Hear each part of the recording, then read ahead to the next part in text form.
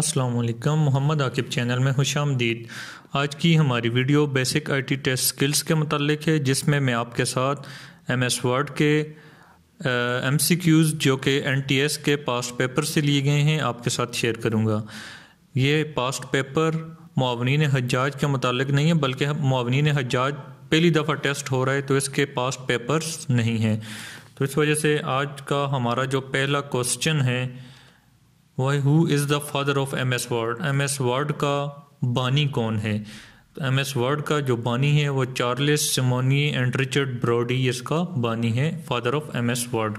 इसी तरह हमारा नेक्स्ट क्वेश्चन है control plus A is use for dash in M S word. M S word में control A किस लिए इस्तेमाल किया जाता है?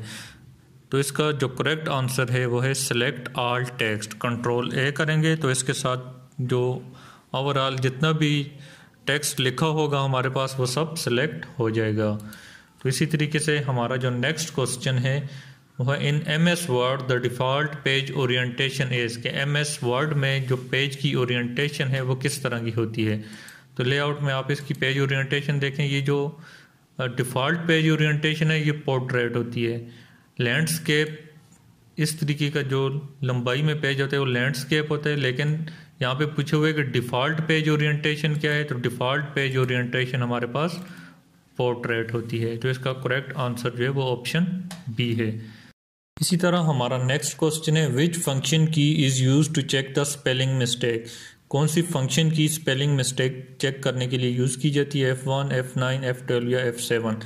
तो इसका जो करेक्ट आंसर है वो ऑप्शन डी है, F7।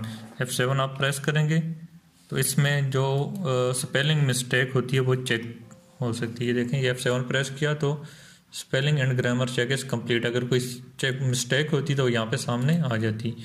इसी तरीके से हमारा नेक्स्ट क्वेश्चन है what is maximum and minimum font size in M S word. M S word में मैक्सिमम और मिनिमम फॉन्ट साइज कितना होता है? तो इसका जो करेक्ट आंसर है वो ऑप्शन सी है। इसमें आप फॉन्ट साइज जब चेक करते हैं तो 8 मिनिमम और मैक्सिमम जो है 72, 8 एंड 72 ये हमारा करेक्ट आंसर है। इसी तरीके से नेक्स्ट क्वेश्चन है which shortcut key is use to create a new document. New document के लिए कौन सी शॉर्टकट की यूज़ की जाती है? Control F, control W, control O और कंट्रोल N।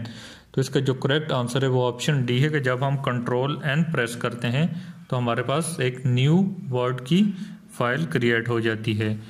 इसी तरह हमारा नेक्स्ट क्वेश्चन है which of the following is not option for changing case of the text.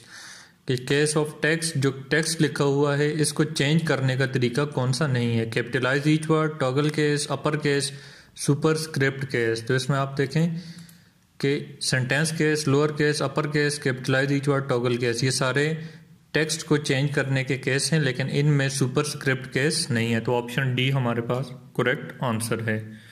इसी तरीके से हमारे पास नेक्स्ट क्वेश्चन है what is the blank space outside the printing area on the page.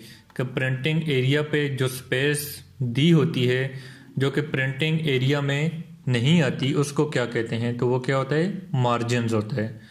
Option B हमारे पास correct answer है।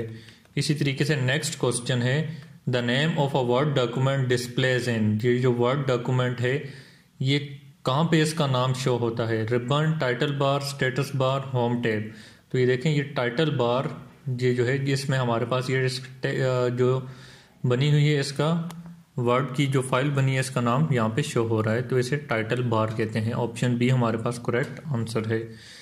इसी तरीके से नेक्स्ट क्वेश्चन है control plus Z shortcut is used in Microsoft word 2। Control plus Z किस लिए इस्तेमाल होता है? तो control plus Z is use for undo the last action.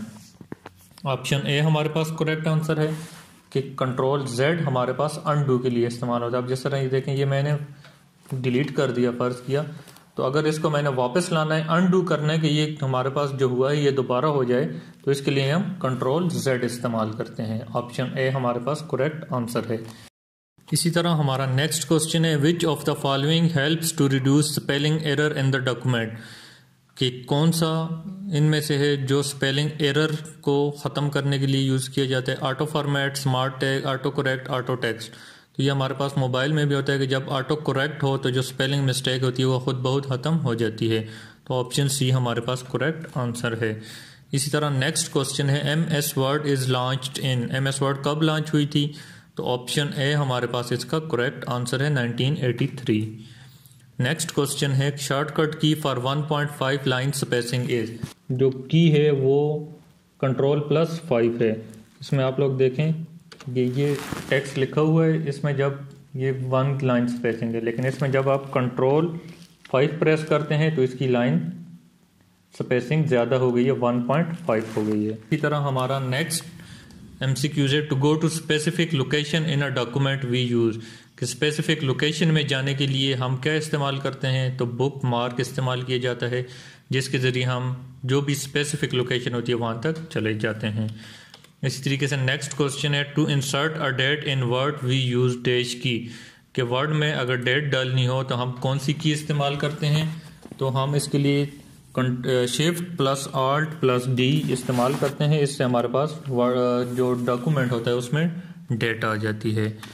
इसी तरीके से हमारा नेक्स्ट MCQs है the valid format of MS word is, MS word का कौन सा फॉर्मेट होता है? तो उसका ऑप्शन B.doc, ये हमारे पास MS वर्ड का वैलिड फॉर्मेट होता है। इसी तरह हमारा नेक्स्ट क्वेश्चन है विच item appears dimly behind the main body text, main body text के पीछे जो आइटम्स होता है, जो आइटम अपीयर होता है उसे क्या कहते हैं? तो उसे वाटर मार्क कहते हैं।